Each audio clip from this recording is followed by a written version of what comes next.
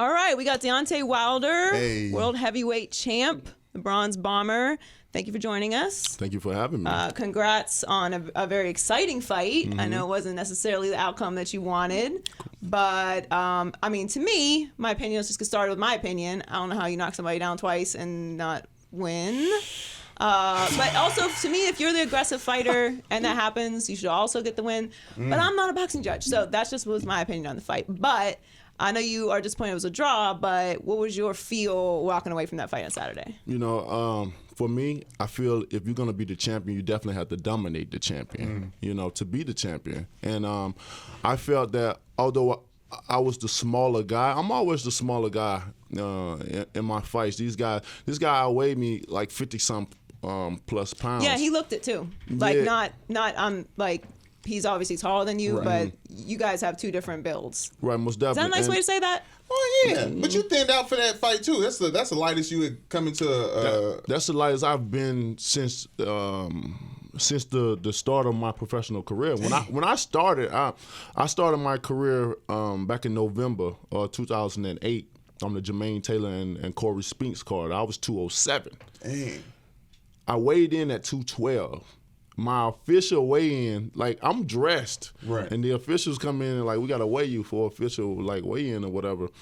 And when I weighed in and got on that scale, I was 209. I was like, my mouth dropped. I'm like, what? So you thought you were I thought I heavier. was more like I thought I inflated up a little bit. Like And what did he officially weigh he in was at? 260. Yeah, looked it too. I'm like, I mean, that sounds crazy, especially because it's boxing and you have weight classes, but the heavyweight class is unlimited. it's unlimited. So It's unlimited. That's why I don't worry about weight. I tell people I'd rather be the part than look the part. As growing up, I've seen many people, act like they the part, but when it's time to come down to the nitty gritty, they the first ones, nowhere to be seen or whatever. But you act the part. I am the part, and I know I have power, and my power is so unique. It is so real. Me being my talent is so real and so unique that I can get away with so many different things, just like my weight. I don't really put too much pressure on me with it dealing with my weight because I know my power, it's real. My power carry not only from the first round, but it'll go all the way through to the last inning of the 12th round. And that's what I was most surprised to see because I've seen some of your fights and I've seen on Instagram knockout artists and that's what you do. And that's what we're here to see. But once they got past the 10th round and you saw going 11th and at 12th, when you came out and gave him a little combo and knocked him out in the 12th, I was like, oh, he's not only a knockout artist, he has stamina as well. Yes, for sure. And in that fight, I felt like I was the more aggressive fighter, and I felt like I landed more effective punches. Although I missed a lot, I overthrew a lot of punches, and every day I'm kicking myself in the butt. were you going for a knockout? I was so anxious. Knock his big ass out. Oh my That's goodness. the answer to the question. Oh my goodness. I mean, obviously, it's always nice to knock somebody out, but we know it's the sweet science. Like Floyd Mayweather, undefeated. He's a defensive artist. Like he doesn't knock people out, but he Right. wins. So Fury but was looking you like were- Mayweather out there. You were going for the knockout. I was definitely going for the knockout for the simple fact that, we haven't had this excitement in America in so long dealing with the heavyweight division. And I always feel like it's up to me. I always feel like this heavyweight division in America is on my back. I got to carry it. People always talking about the golden era and back in the day and stuff like that. It's no good to talk about the past. The past is the past, and what happened in the past will be in the past. But they say history repeats itself. So how about you be someone to be able to support what's going on right now? If you want the golden era, support it and make it. Let's make it happen like that. America got one of the baddest men the baddest man on the planet right here in America. Hands down. So let's make it to that point, and to be able to do it in L.A. when the last exciting fight was Klitschko versus Lennox Lewis, 2004.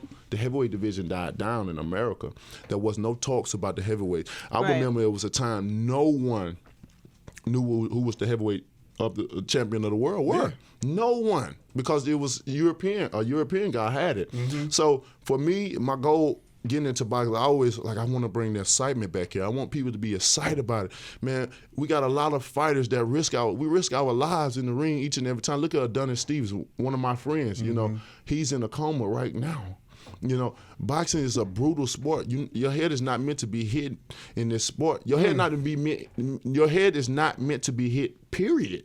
You know, and if guys get knocked out, you know, it makes it even worse. You know, when we get out of the ring, it may not affect us that day or tomorrow or next week or next month. But when the adrenaline comes down, And I'm talking about far as you getting punched in the face and your brain's being shook all the time, you getting knocked out. That don't supposed to happen.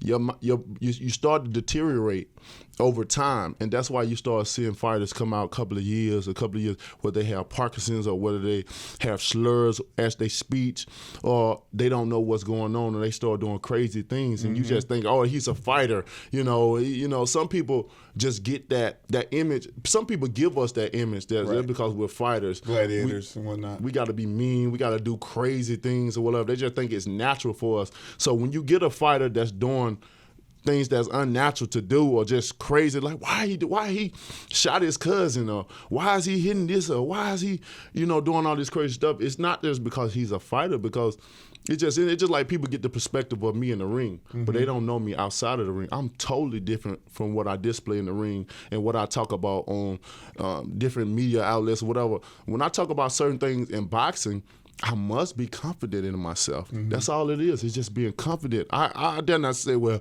I don't know what's going to happen. I'm going to try but no, I'm going to say I'm going to knock you out. I'm going to say this is what's going to happen because that's what I believe, and that's what I'm going to speak, and that's what I'm going to receive. You know what I'm saying? Yeah, for sure. And that's how it is. But outside of boxing, man, I'm the most easiest guy to talk to. I'm the most, I'm one of the most greatest guys outside of boxing, because when I meet people, I connect with the energy. I'm an energy person. You know what I'm saying? I ain't got time to have this certain type of, image on my back, and I gotta walk around. I'm the champ. I knock you out. I'm the champ. Hell no, man. That would be exhausting. It's oh my goodness. You can be tired after these interviews you're doing today. So, do you want a rematch with Fury, or would you rather fight Anthony Joshua? I'm giving Tyson Fury a rematch ASAP. Woo.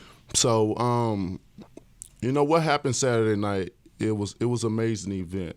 And you got one side thinking he won. Like I said again, you got one side saying I won, and you got in the middle people that actually thought it was a draw.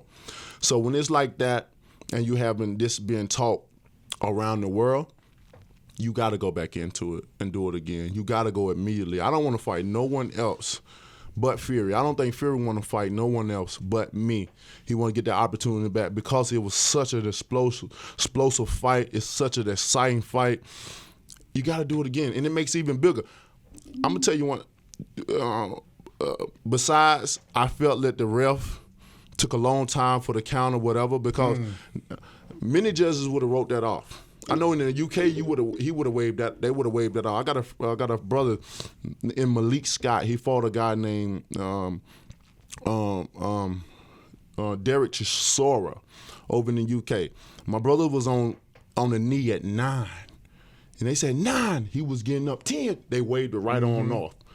Most guys that would have seen, when I hit Fury, I saw his eyes roll right in the back of his. I knew it was immediately. When I saw that, it was over. His family thought it was over. You walked away like it looked over. It looked all the way over. It was over. Only God woke him up. I was about to say, you talking about speaking things into existence. Man. As much as you said you was going to knock somebody out, walking in the ring, he said I would not be knocked out. And you saw guy be like, hey. No, he literally you don't know. It's not over. He still could have got counted out, and I thought it would have been completely fair to do a 10 count on him after that knockout. All right, so we're all looking forward to the rematch then. But I'm always optimistic about a situation, and I look at this situation as this. If I would have knocked him out early, going into this fight, people already said, well, he's already been out this amount of time. He didn't have drug abuse on his body, mental illness and stuff like that. So they already was building the excuse for me if I would have knocked him out early. Being that he survived and did what he did, he won, this and that. You was the same people saying that he wasn't ready. You was the same people said he needed more time. He's not ready for Wilder. Now that he survived and did the unexpected, now all of a sudden you want to switch sides and he won and this and that. So I'm kind of happy that it happened in this way. God don't make mistakes. Amen. God got that man up for a reason, and the reason was to have it again. So now it's even playing the ground. More money, even playing the ground, makes it exciting. America is exciting, and that's all they're talking about. And mission is forming to be accomplished, because my whole thing was to bring awareness to the heavyweight division, to boxing period in America, to let these guys know we are great. Because greatness is only determined by service. We all are great. Jesus. When you apply, taking a church right now about the heavyweight champ right now. I'm getting to the guy bag right now. Come on, man. Now, speaking of being ready for the fight, you broke your arm 12 weeks before the fight, which you said after the fight, which is crazy. Kept it under wraps. You said you went under. Okay, that's and so right there's a scar, and you had surgery right away. I had surgery right away. And that's the finisher. This is the finisher. This is the finisher. Did it bother you at all during the fight? It didn't bother me during the fight, but it bothered me after the fight. It didn't bother me during the fight only for the simple fact that you have so much adrenaline rush. Right. It's just like when you get in a street fight, you get cut, you get stabbed. Let's say you're getting stabbed or whatever, or you get whatever. You can get shot and not even know it because of the adrenaline rush. You ever seen a situation where you had a person? Casually he said that. Yeah. You know what I'm saying? You get in a fight, you get stabbed, you don't know what like, I know that's crazy. Yeah. That's crazy when that happened. I know what you're saying. It was the hip. But you get that you get that heroic moment. Right. You know what I'm saying? But you don't feel nothing until after the fight, and you're like, my arm was so swollen. It was crazy. But I don't make excuses. At least I try not to make excuses in this sport. It's so many things that goes wrong with me in certain times that I just don't make excuses. I'm a true warrior, and how I was raised, I had to get it. No one wants to hear excuses. I was born into this world with no opportunity. You know what I'm saying? Every opportunity I had to create an opportunity. Maybe because I don't even want to go there with that, but I never had opportunities. I always had to make them. So when you ain't got opportunities from the start, nobody don't want to hear your excuses in the end. You know what I'm saying? True. So I don't make excuses. And when it's over with, it's okay to say, well, I had this going on, I had that going on, because it's over. Right. And it's the past now. So I'm gonna let you know I fought off of this, but I don't take me breaking my hand had nothing to do with the fight. In that fight, I was fighting against Fury, and I was fighting against myself. You know, I was so anxious to get this guy out of there. You know, I was so anxious to make this event such a success, not only for myself, but for America, for the state of boxing here in this country. Because boxing is like the last sport in this country, which this is the toughest sport in the world. Yeah. You ain't finding, these guys or kids growing up, I want to fight. I want to just get into boxing. It's one thing when you get into boxing. It's two things you're going to find out. Either you can take the punches and go with the training, or you can take the training and can't accept the punches. A lot of people, I done seen many, hardballs try to get into boxing because they feel like they're undefeated in the streets. I'm undefeated in the street. Yeah. And try to get in the ring, they won't even get in there. Different game. It's a different ball game. And it was a lot of pressure on me. It was just overwhelming just to walk out and see so many people there. What was it like at Staples? We were talking about when you came in, the music that you came into, which is the perfect song, J-Rock Win. And then you had quite the outfit. It went very viral. Yes. It was very interesting. First of all, how did you pick your outfit? How did you land on that? Well, my outfit was I went to Cosmos. Cosmos here on Melrose. I'm sure y'all familiar with Cosmos. It's a costume store, right? Yeah, for sure. They built, they work with a lot of people. They built things and no refunds. No refund, right? This is made for you. Yes, exactly. So I seen the poncho with the feathers, real peacock feathers around and stuff like that. And my theme was for this fight is to show I wanted to be a true king. You know what I mean? I'm saying I'm the king of the heavyweight division. I'm the baddest man on the planet. So I wanted that thing. So So the guys, we got that poncho to come over with the feathers, and I'm like, I need some pants. So they start creating things in their head, and they start putting things together, and like, we got you. Don't worry about that. That mindset, like when you are able to create things and you do it, like I said, you're applying your greatness to it. Right. You come up with all types of things. So I let them do what they was going to do with their mindset, because I'm looking at all the other things that they have in here, the things that they're making and stuff. I'm like, this is amazing. Who would think of certain things? My mom have a fashion and designing degree, and her mind is open. My mind is open. I don't like dealing with narrow-minded people because they can only see it one way. I like to deal with open-minded people because they can see it in varieties of ways. You know what I'm saying? It's open. And it don't matter where you're from. You can be from a small place and have some of the biggest ideas. You just need the opportunity to express yourself. Well, you nailed it. It was if the purpose of all of it was to create an environment and a show. I think that you guys did that for sure. Now, you say you come from a small place, Tuscaloosa, Alabama. Correct. My grandfather's from Mobile, Alabama. I love Mobile. You know Mobile? Yeah, it's like the original like New Orleans is down there. In Mobile? I've been in Mobile in a long time. They got the Mardi Gras from us now. Yeah, that's what I'm talking about. That's what I'm saying. The original one was in Alabama. They claim to have that one, so they compete with the Mardi Gras. But you got a nice little video from Nick Saban. You're a Bama fan. Did you get to watch the game before the fight? I didn't. You didn't? I didn't. What do you do before a fight? Before a fight, I'm mostly like meditating, trying to get my mind right for this fight, because I'm finna put my life on the line. Right. And anybody know anything about putting your life on the line, it can be a moment of silence for yourself, because you don't know what's gonna happen. You can have the motivation and the confidence to go do what you gotta do, but sometimes life bring things that you couldn't see. Like for me, I always say, to have a great testimony, you got to have a greater test. We all go through tests in life, and then once we overcome that test, it's a testimony. Many people can have the same, and can go through the same things, or can relate to you. And many people try to see, how did you overcome this situation and different things like that. So, then I forgot the question. We talking about the fight. Yeah. And then we came with what you do before the fight. Okay, so you are a Bama fan. You played football in high school, right? Wide receiver, and played basketball too. Correct. Right. Football. Baseball, if I had time for soccer, I would have played that as well. Ooh. Soccer, interesting. I played soccer. Really? Yeah, What what position? Striker. I was very fast. Y'all can guess my position in soccer. Goalie? Yeah. That's what I wanted to do. I know. I appreciate the respect and the pause.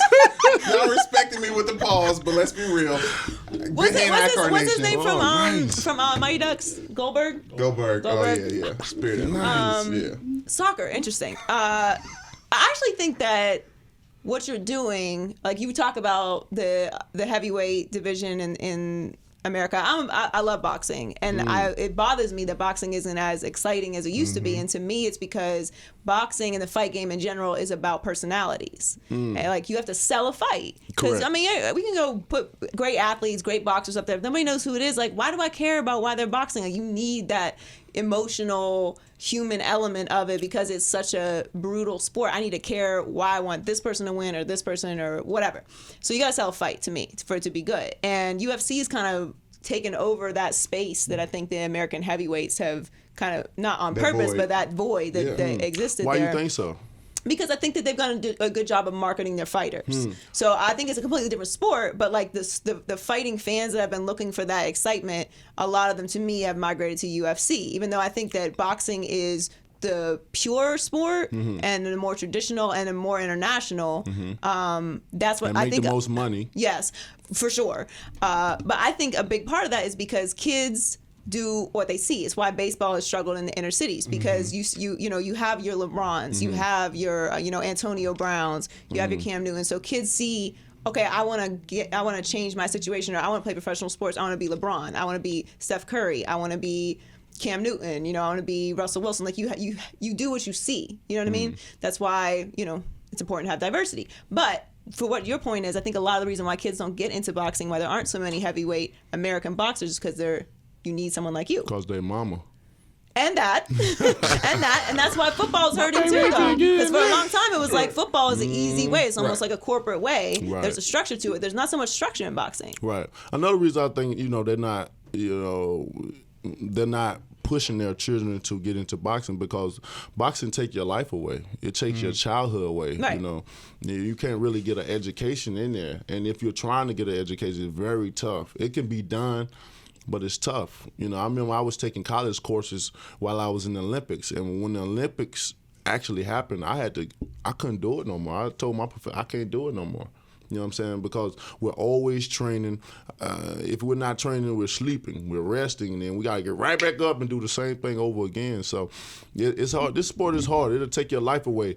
But if you can manage to do it and get to an elite level, then you're winning. The money it's nothing like boxing. You can make anyone's salary in the world in one night, one fight, with the right fighter, with the right promotion, with the right, gathering. Anybody's salary in one night, and that's what's so special about this sport. But it takes time to build and get to that point. Well, I think the attention on boxing in America trickles down from the heavyweight division, and that's what it has been growing up. And you talked about not even knowing who the heavyweight champion was. Yeah, it was overseas for so long. So I think you can be that beacon of hope and for boxing and interest, because I will start. You give me shit all the time for like missing the Triple G fight and like watching it later, things like that. But like, as a big guy, like what I watched, like as American, like heavyweights was where it's out for boxing, and as soon as be there. Yeah, and I'm ready to watch all the cards, and I love how many heavyweights was on y'all's card, but heavyweights coming back. If heavyweights coming back, then boxing's back. That's all I gotta say. Most definitely, well put, and that makes me feel like what we did that night. Yeah, it's coming. Like I said, I wouldn't say it's complete. Because we still got a long way to go, but that was a start. That was a hell of a start. You talk about social media. It was championship week in college football. Alabama, y'all's fight was the #1 trending topic on Twitter. Everybody was on talking about it. Next best was like talking about the Alabama-Georgia game, but that's how big y'all's fight was on a Saturday night. It was beautiful. That's amazing. I didn't even know that. Yeah. It's great. I live on social media. Yeah, so. That's what we do. But speaking of football, you've been very outspoken about social justice and community issues. You mentioned earlier on the Herd that Muhammad Ali is an idol of yours. And there's been a lot of talk around football. Obviously, the situation with Colin Kaepernick. In contrast with the NBA, LeBron being outspoken about more things now. Do you feel that you have a unique opportunity, being that you are a boxer and you don't have those governing bodies over you, like the NFL and the NBA to, kind of quiet your voice? You feel a bigger responsibility to speak about those things? I don't feel it's a big responsibility because it's just something that's dear to my heart naturally, So I don't look at it as a responsibility. I just look at it as loving my people. I'm prideful. I love my people. I love my culture, and that's just bottom line. So when you seeing your culture being done wrong, it hurts. Man. It hurt. I can admit I've seen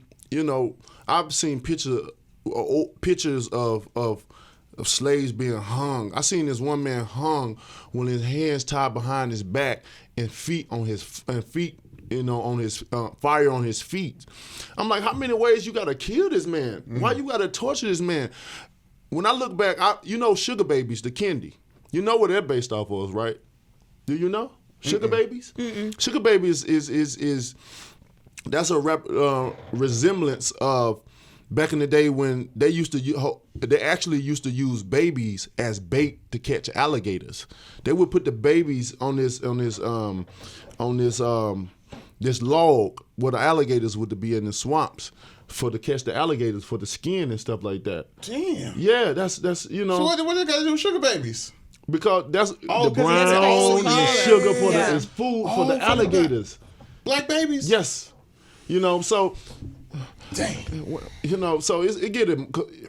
Man, you know what I mean? It's just so much. Like when you see so many different things over and over again, and what we had to go through and see, when I used to look at pictures, I used to shed tears because it was very saddening to me, to see my people. And I always had when I first found out about, civil rights and the segregation and different things like that, I think I was in 3rd grade during that time, or maybe 2nd grade or whatever, when we started watching Martin Luther King videos and different things like that.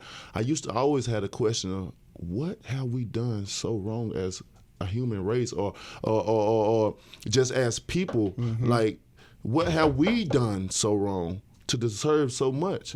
As I've seen it in the history of time, because they don't really talk about the real history of it. Right. But if I see it in the history of time, they came to our ancestors' land to take them from their children and their land, and they killed people and stuff. Like, we didn't bother no one. Yeah. If they would have left, if everybody would have left everybody alone, then there wouldn't have been no such thing as slavery and different things. Like, I can go back so far in the history, even because it started in Europe.